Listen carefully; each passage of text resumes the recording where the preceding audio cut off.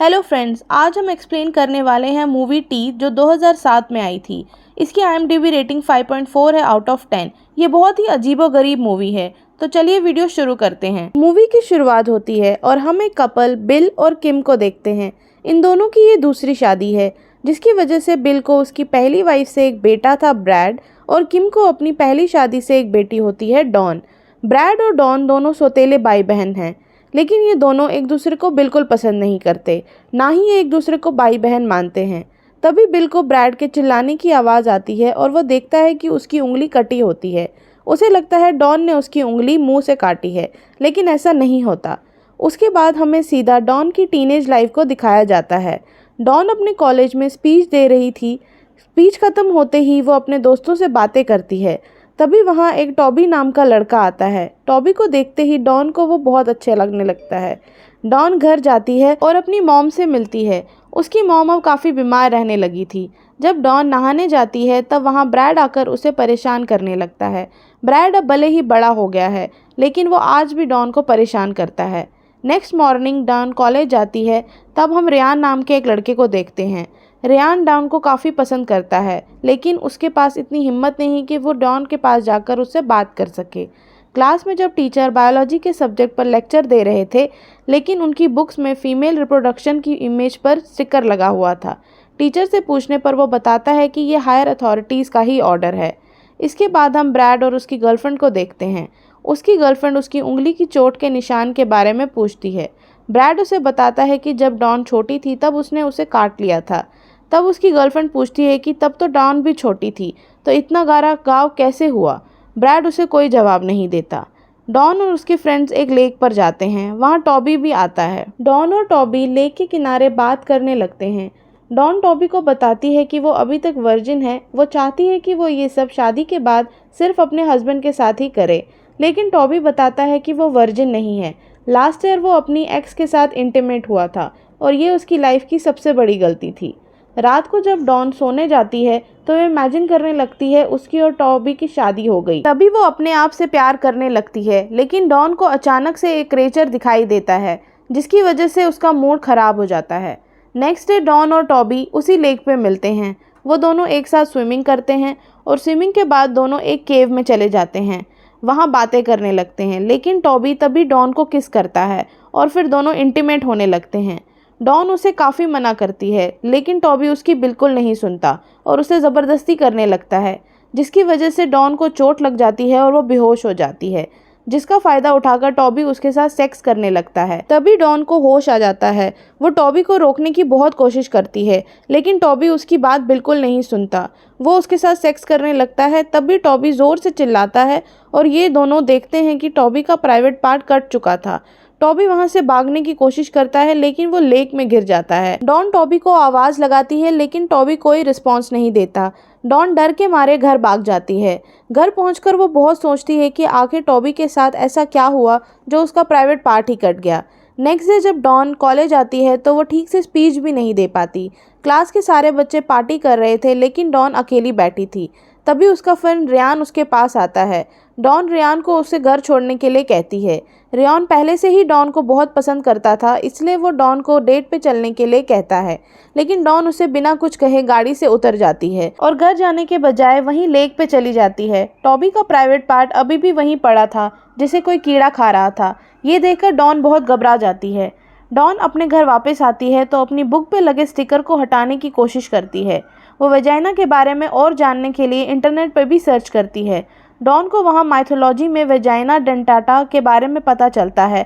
उसमें लिखा था कि बहुत साल पहले लड़कियों के वेजाइना में दांत हुआ करते थे, जिसकी वजह से संभोग कर पाना बहुत मुश्किल होता था, और ऐसा 1 करोड़ लड़कियों में से सिर्फ एक लड़की को होता है। वो ये सब पढ़कर बहुत घबरा जाती है।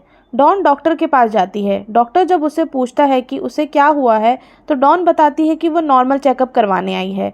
डॉक्टर डॉन को वेजाइना चेकअप करने लगता है, लेकिन वो डॉन को उंगली करके उसे सिड्यूस करने की कोशिश करता है। डॉन बहुत अनकंफर्टेबल हो जाती है। डॉन उसे रोकने की कोशिश करती है, लेकिन डॉक्टर नहीं सुनता और अपना पूरा हाथ उसके वेजाइना में डाल देता है। अचानक से डॉक्टर की चीख निकल जाती है। डॉक्टर का हाथ उसके वेजाइना में ही फंस जाता है। जब डॉक्टर उससे अलग होता है तब वो देखता है कि उसकी चारों उंगलियां काट कर नीचे गिर गई थी।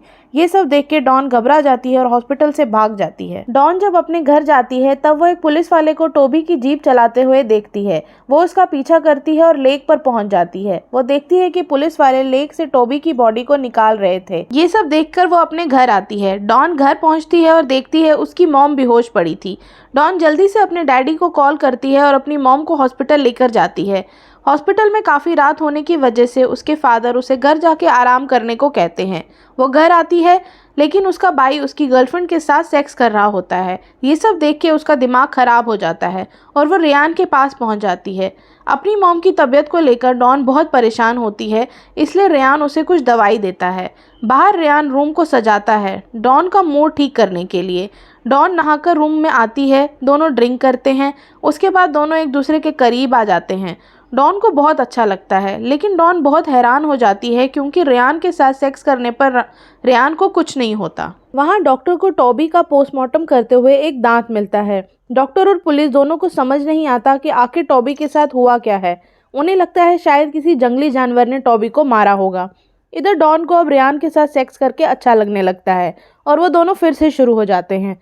तभी रेयान को किसी का कॉल आता है और डॉन को पता चलता है कि उसने अपने एक फ्रेंड के साथ शर्त लगाई थी कि अगर वो डॉन के साथ इंटीमेट होगा तो वो शर्त जीत जाएगा। ये सब सुनकर डॉन को बहुत गुस्सा आ जाता है और वो उसी गुस्से में रेयान का काट देती है। डॉन यहाँ समझ जाती है कि अगर वो अपनी मर्जी के साथ किसी के साथ इंटीमेट होना चाहेगी तो कुछ नहीं होगा, लेकिन अगर कोई उसके साथ ज़बरदस्ती करेगा तो उसका प्राइवेट पार्ट कट जाएगा।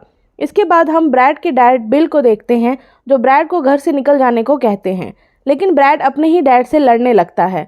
ब्रैड अपने डॉग को अपने डैड पे छोड़ देता है, जिसकी वजह से वो डॉग बिल के गले पे काट देता है। वो कहता है कि वो डॉन से बचपन से प्यार करता था, लेकिन उसके फादर ने डॉन की मॉम से शादी करके उसे उसकी बहन बना दिया।